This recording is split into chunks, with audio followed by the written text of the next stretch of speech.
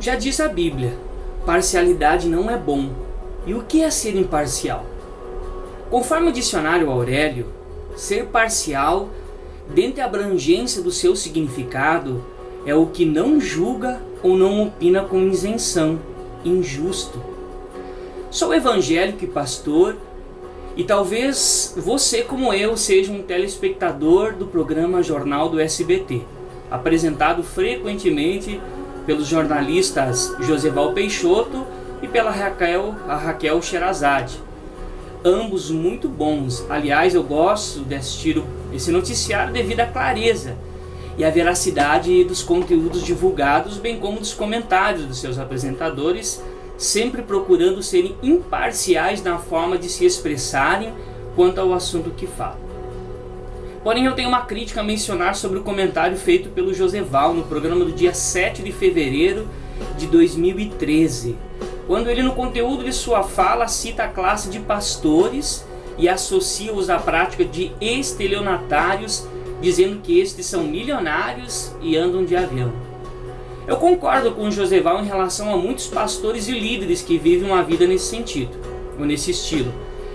É uma realidade inegável, inclusive aqui no Brasil. O problema do seu comentário é ele ter deixado implícito ou subentendido de que essa é a realidade de todos os pastores, dos pastores em geral, quando na verdade não é.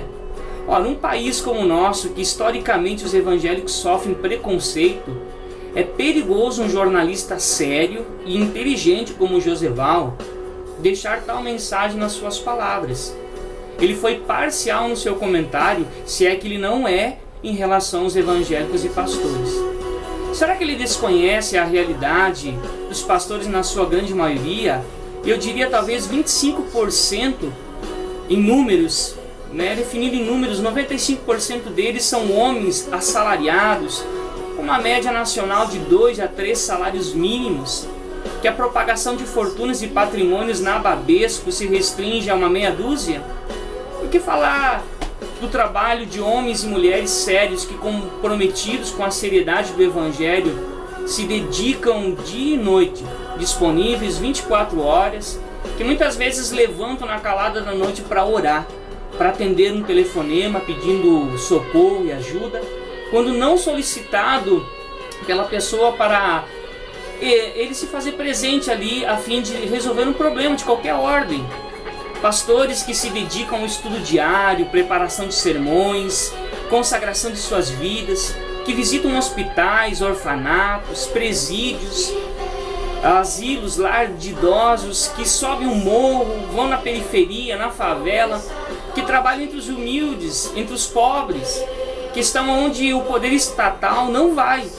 Pastores e líderes entre os ribeirinhos, lá na Mata Amazônica, no sertão nordestino, nos interiores da nossa nação, enfim, em muitos lugares e envolvidos com muitas tarefas e compromissos.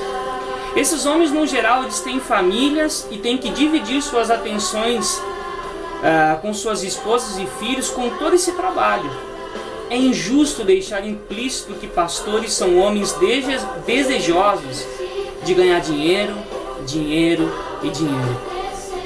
Jesus Cristo disse que ele não tinha onde reclinar a sua cabeça. Isso é fato, é verdade, está na Bíblia.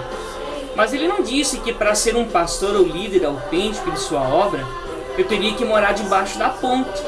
Se for essa a interpretação que Josival faz, então esse conceito não pode se restringir aos ministros da palavra, como ele implicitamente sugere, mas tem que ser a todos os seguidores do Mestre, porque seria incoerente o Criador do Universo, que não teve aonde reclinar a sua cabeça, e seus seguidores terem boas casas, carros, salários, como eu tenho certeza que o Josival tem. Josival ele foi parcial no seu comentário quando citou apenas pastores, mas fez vistas grossas à realidade católica, por exemplo.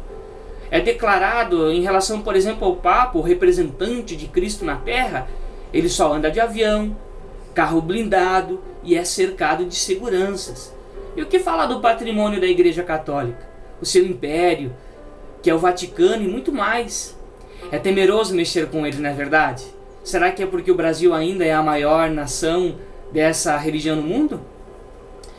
Se para o Joseval a realidade de meia dúzia de pastores o escandaliza, por que não acontece em relação aos cantores aqui no Brasil, jogadores de futebol, apresentadores de programas de auditórios e outros programas televisivos?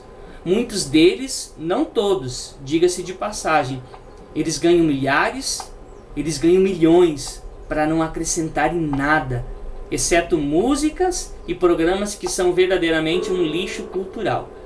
E o que falar do brasileiro em geral, que se preocupa mais com a escalação da seleção, que gasta o que não tem, que tem e o que não tem para sustentar uma realidade babilônica do futebol e seus clubes do Brasil?